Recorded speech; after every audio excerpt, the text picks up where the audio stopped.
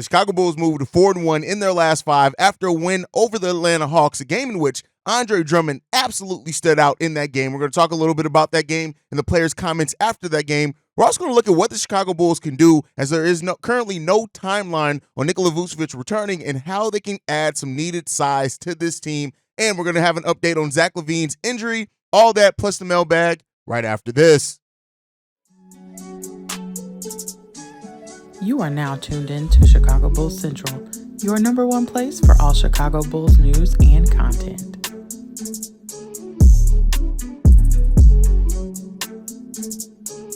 What's going on, Bulls fans? Welcome to another episode of Chicago Bulls Central, your number one spot for everything Chicago Bulls related. I'm the host, Haize, but more importantly, you guys can follow the channel at Bulls Central Pod on every social media platform we happen to be on. With that being said, let's go ahead and get into the content for today. So Andre Drummond absolutely dominated yesterday against the Atlanta Hawks. In many ways, in that first half of the game, he is the reason why we were in that game. When you look at this stat line from Andre Drummond, 24 points, 25 rebounds, 3 steals, and 2 blocks. Andre Drummond absolutely came in, stood in much neededly for the missing Nikola Vucevic, and was just a deciding factor in that game with his rim protection, his defense, getting out in transition, his putbacks. Everything was needed that we got from Andre Drummond yesterday, and he just excelled in that role. And, you know, this has led a lot of people to start asking, hey, should Andre Drummond play more minutes? Even some people saying, should he be starting over Nikola Vucevic? Now, one thing is that, yes, Drummond is elite at what he does, and he's been that for his whole career. And we know that Andre Drummond, you get him 16 to 18 minutes, he's going to get you a double-double. But in 39 minutes yesterday, he was 11 of 13, not even most his, and with 10 offensive rebounds, and not mostly coming off his own misses. He was great yesterday, and he even talked about how he keeps a starter's mentality, saying this after the game. Just staying ready. I'm coming each and every day prepared for whenever my number is called. Any opportunity, I just try to seize it. I can't take this game for granted. You never know when the last time on the court. So, I really just respect the game and respect every opportunity I get. My mentality is that I'm not a backup. I still believe I'm a starter in this league. But the position I'm in now, I take it and play it to the best of my ability. How hard has it been for you just to stay positive, stay ready? It's not hard at all. Being a good teammate is easy. It's not hard to support your teammates, and, it's reciprocated when it's my turn. So, it's all love here. And that just goes to show, you have to always be ready, right? We always talk about the next man up mentality, and really Andre Drummond brings that to a great degree in just the way that he plays and the way that he executes. And it's really a luxury for the Chicago Bulls to have a big man like Andre Drummond coming off the bench. Now, like I've said before, right, is that one thing with Andre Drummond, there's not always going to be those games where you're able to play him a ton of minutes. It's just not. He's going to do some mistakes, as every player does. But over this stretch, right, if he's able to stay playing, just focusing on the things that don't do too much, focus on the things that come naturally with just his size and what he brings to the game, he's going to be bringing a lot for the Chicago Bulls. There are some spacing issues in that time, and especially with the Bulls not really shooting the ball effectively in the first half. Those are kind of more evident than in the second half. When you look at it, outside of Andre Drummond, all other starters, the 4 other starters were shot a combined 6 field goals in the first half of the game. So, like I said, Andre Drummond, a big part of why the Bulls were able to even stay in the first half of that game, even though they had a big first quarter, gave up a 20-8 run in the second quarter, but were able to get that down to go into halftime, with a slight deficit against the Atlanta Hawks. And then we won every quarter after that. So, really big night for the Chicago Bulls, and really big night as well for Andre Drummond. But you also want to look at DeMar DeRozan, who led the Bulls in scoring yesterday, 25 points, 6 assists. He was 2 or 3 from the three-point line. Also, just DeMar DeRozan has just been getting, assists, steals, like the one steal only in yesterday's game, 2 rebounds, but DeMar DeRozan's been filling it up as well. He even, apparently, the Bulls are doing a Thor's hammer type thing when you're the defensive player over the last 5 games, and apparently DeMar DeRozan has got that. But Billy Donovan said this about DeMar DeRozan. DeMar's special for the way that he sacrifices, saying DeMar DeRozan has stylistically sacrificed to help others play better and always has been receptive to what Donovan has asked, such as getting up the court quicker. And Billy Donovan said that he appreciated that. And so, there's been a lot made from people of, hey, would we be on the same run if it was DeMar out and Zach was the one that was in and things like that. And, I'm not here to necessarily have that standpoint, but DeMar does bring a level of leadership, and you can tell that DeMar has done what he can do to change his game. Now, does he still have times where he is ball dominant, that he goes into isolation basketball? Yeah, isolation basketball is always going to be a part of the game of basketball. And DeMar is one of the players that, especially when the Bulls are having those scoring droughts, you're going to go to that because he's able to get to the free throw line or hit difficult shots. And we also heard from Billy Donovan from DeMar DeRozan after the game, and he said this. Being shorthanded. Just everybody stepped up, man. Just coming together.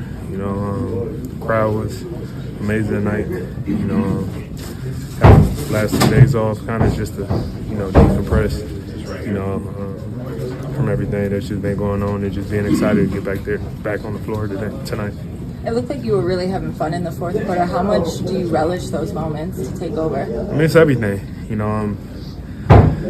Just always remember being a kid, pouring water on my head, acting like I was sweating, doing moves, falling back on the bed, shooting imaginary jump shots. So, it's just a kid in me, just love those moments, love the energy from the crowd. It's fun.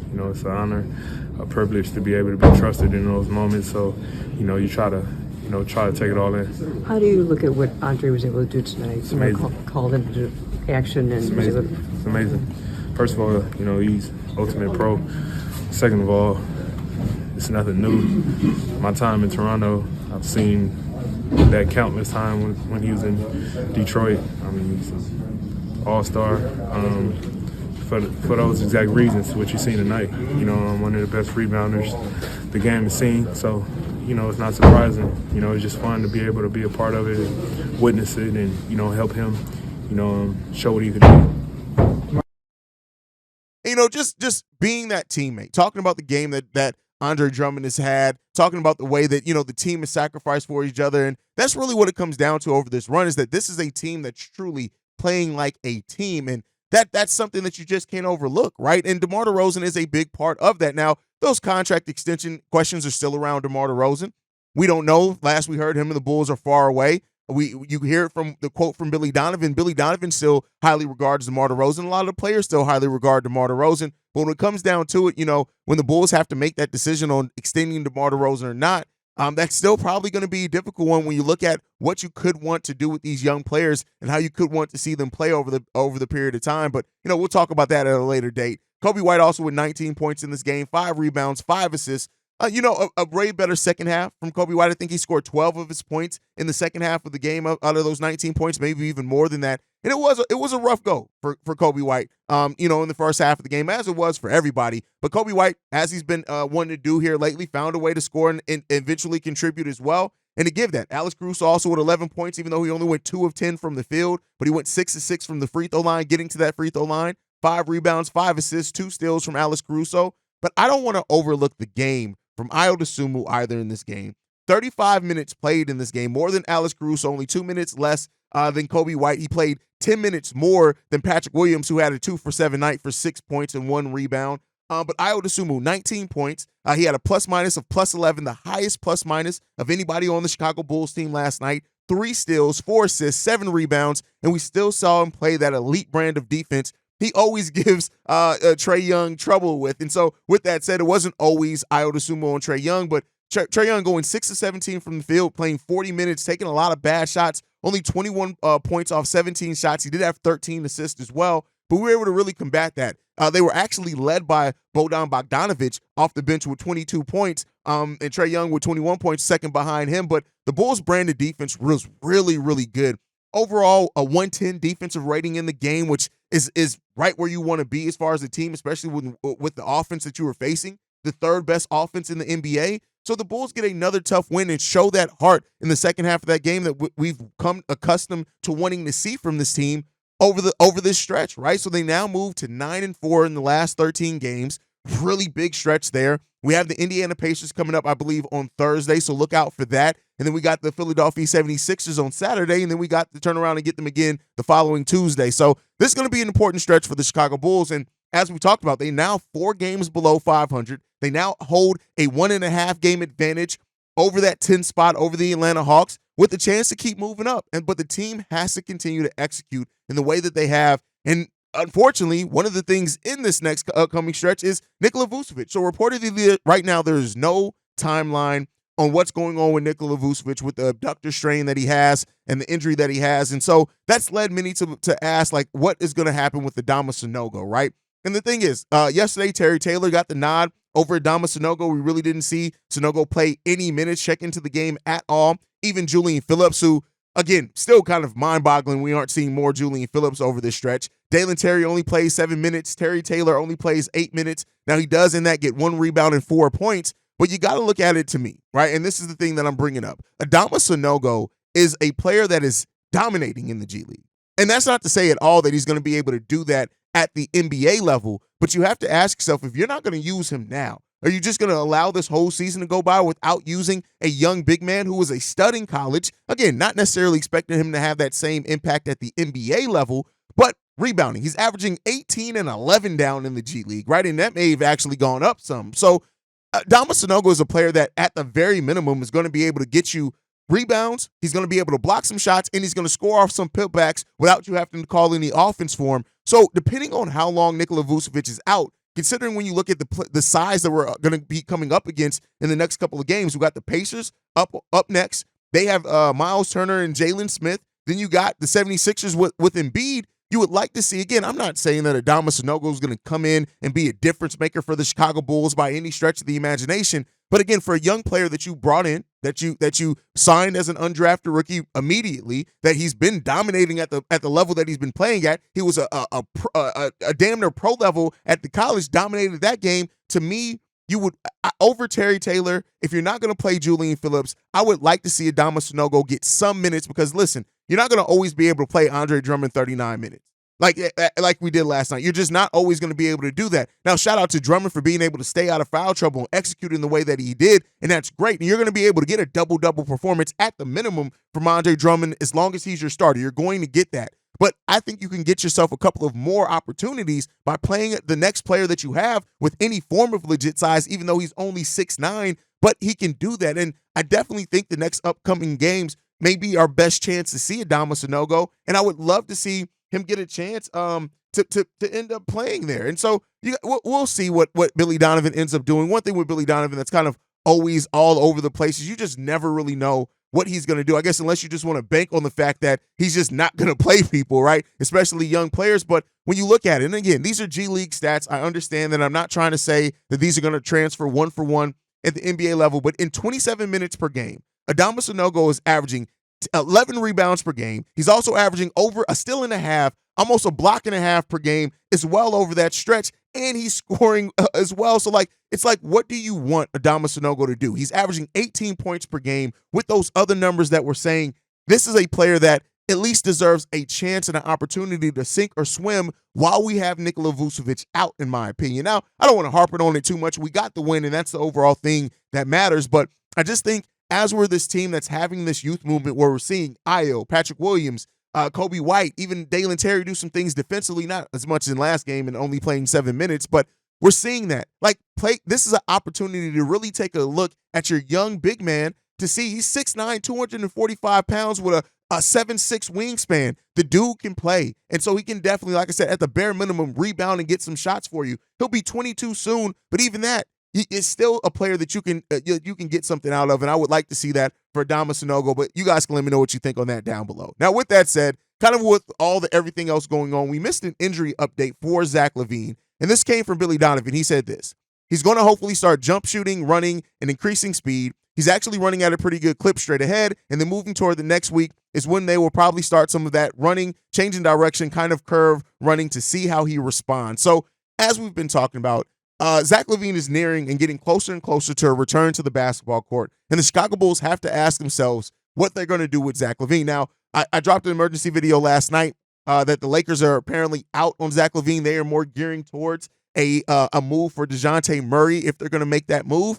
And so that's another team that's reportedly out on Zack LaVine, and the Bulls may be forced to play Zack to try to up that trade value to really see what they're going to be able to get back for the shooting guard. So, we'll see. And there's still that probability that Zack LaVine ends up returning and he's on this team past the trade deadline. Now, I don't know what that does to the chemistry of the team. And I think regardless of whatever happens, you do not change Kobe White's role in the offense. To me, you just don't. You got like Zach has to come in and figure out how to get his within the way that we're playing, in my opinion, because you just don't want to change that for Kobe. Now, yes, one thing that's kind of concerning about Kobe, he's 0 for 15 in his last 3-point shots made. So, and I said that there's going to be a time where Kobe White goes through a shooting drought, and to see how Bulls fans and how he responds to it. And so far, 0 for 15 over the last 2 games. We'll see how he comes back and bounce backs for it, especially playing Tyrese Halliburton in the next game. But Kobe White's still been scoring pretty well, getting to the free throw line, defending pretty well. But as far as back on the Zach LaVine front, that injury update, the fact that he's about ready to move into the next phase, like I said, about January 10th is when that timeline for him to return is. If not before then, that's kind of the far out version of that timeline. And the Bulls may be, we may see Zach LaVine back on the court in the Chicago Bulls uniform, and we'll see how that ends up working out for the team. But with that said, man, we got a couple of voicemails I want to get into today before we go. This one's from Shay. What's up, guys? It's Shay. First I would like to say Merry Christmas. I hope you and your family have a nice holiday. And I'm sitting up here watching the game right now, and the Celtics and the Lakers are going on the Celtics have went out on a 12-0 start from the Lakers. Now, the reason why I bring this up is because I think regarding that Zach LaVine trade thingy that everybody's going to keep talking about, I think the Lakers will eventually do it. You know why? Because with the way this game is going right now, they are going to get desperate. And with desperation comes a meeting ground. And I think that they're going to eventually do everything that they can to get Zach LaVine, because let's face it, LeBron doesn't have consistent scoring in that lineup with him. So I mean, I know a lot of people. I know you're gonna say from your mouth to God's ears and whatever. But I think that it just might happen because the Lakers, I can tell that they're gonna get desperate. Anyway, tell me what you think. Peace. All right, so much like I just said in the Zach LaVine update, Shay, and I get what you're getting at, that the Lakers may get desperate, but it now seems like they are changing gears toward DeJounte Murray. Now, that's not guaranteed that they're going to be able to get DeJounte. Now that the Hawks have made him, Clint Capella, and others officially available, you may see teams come with offers that maybe the Lakers can't match. We'll see, right? The Lakers being motivated, it really comes down to, do the Hawks want D'Angelo Russell? Because that's the piece that they're really looking to move. I also hear that the Hawks, much like the Bulls, want Austin Reeves back in that deal. So the Lakers could end up having to pivot back to Zach LaVine. And make no mistake about it, there is going to be a team that probably strikes out on their number one target at the trade deadline, and that may put a team that pivots them towards Zach LaVine, like you said, getting desperate. It may not be the Lakers, but it may be another team that gets desperate enough to try to make that move for Zach LaVine. But it just depends on, is it a value that the Bulls see that's worth taking the deal? That is the biggest question there, and we don't have that answer to it. We'll end up seeing, Shay, but great voicemail, great question there. Let's get into this next one. This one's from Reginald. Hey, this is Reginald from Columbus, Georgia. I just got done listening to the whole Junior Knicks trade offer that you just put out there from one of the sources, and I wouldn't do that deal simply because it still isn't worth it. Like, you get more from that just by holding on to him to the offseason, or holding on to him to at least the trade deadline, because, like, just being the NBA, eventually someone's going to get hurt, some team's going to get desperate, and they're going to offer you at least an unprotected first and a protected first for at least on 2 first rounds. And as for Drummond, I wouldn't move him without other draft compensation. He's at least worth a second. And I have a question for you. If it was you, would you go ahead and offer him an extension, him, Caruso, and DeMar? And what numbers and years would you think? Because I think on the open market, he'd probably get Drummond would probably get off of a 4-year, $20 million deal, simply because like you and Pat talked about, he is the best backup big in the NBA right now. Caruso, everybody wants him, and I will let him go for at least 2 firsts. Once again, 1 protected, 1 not, and I think he's worth a 4-year, $72 million, and DeMar 2-year, $40 million. If they don't sign those extensions, I probably would move off of them, but I'd wait on DeMar because you could always do a sign and trade the way we did with San Antonio. But what's your comment on that? Thanks. Unprotected first for Zach LaVine. I think you at least going to get one. I think that's what the Bulls are going to want. Like, and that goes back. They were going to get 2 from the New York Knicks last season, but woulda, coulda, shoulda. I need to stop hanging on that. Just like the Bulls aren't going to get that deal back. I need to let that go. But when it comes down to it, like, yeah, teams can definitely get desperate when it comes to Zach LaVine. Just like much what I said in Shay's voicemail, and we'll see what ends up coming of that. And the Bulls may have to come to the realization as well that market, that value that you hold for Zach, it just may not be there, and that. I don't know if that comes. A lot of people say, well, wait till the offseason. That's when you're going to get the most back. I don't know if that's necessarily going to be true. Like I said, I think that more outcomes, there are more likely scenarios that you're going to run into where he doesn't increase his trade value, that it actually gets hurt worse heading into the trade deadline. Now, you have it's another year coming off that deal at that point, so you're going to have him for even less time for that, so maybe that may increase it. Typically, you get more back in the offseason if you make a draft day trade, something like that. So those are still options ahead of the Bulls. I'm not saying it's not a possibility. I just don't know if it really drastically changes what happens. Now, a team could look at their free agency, see a player's probably going to leave. Maybe that changes some things. We'll see, man. We'll see when it comes to the Zach LaVine front. But as far as your other one, would I offer Andre Drummond an extension? That's actually a great question because I hadn't really thought about offering Drummond extension as of yet, right? We talk about Caruso. That's next year. They can offer him that as far as once the offseason starts. DeMar DeRozan's kind of a more pressing matter as well. But the Andre Drummond thing, here's what I'm going to say on Andre Drummond. We have to prepare ourselves that the offer Drum may get out in the open market may just be something that the Bulls can't do. Like, depending on what happens with contracts. The Zach LaVine trade is a big part of that. If they get a sizable expiring contract back, that frees up some things. I'm not saying the full amount of Zach's contract as expiring, but a $15 to $18 million contract that's expiring, that definitely can help the Bulls have more flexibility. If they do the career-ending injury exception for Lonzo Ball, that can free up more. But I just think with the cap situation and the uncertainty, you're probably not going to see an Andre Drummond extension right now. Would I extend Drummond? If you can get him to agree to like a 2-year, $21 million deal, I'd extend Andre Drummond. I would. I think he'd be worth that. He's only 30 yeyears old. Probably the last time he's going to get a really big contract offer. But I do think if he keeps this up, especially this run now without Nikola Vucevic being there, that guy, he could get a bigger offer out in the open market. But I think he may also want to stay here. He's talked very highly about Chicago, the way that this team and the front office has handled his mental health issues, things like that.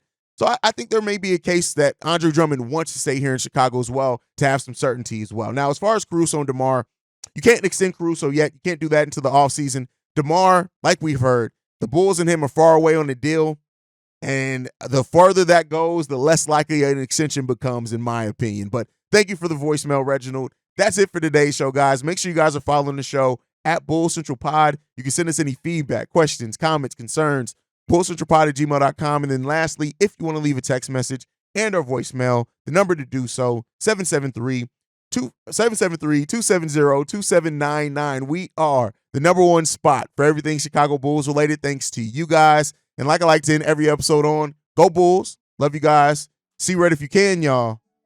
Peace. This has been a presentation of the Break Media.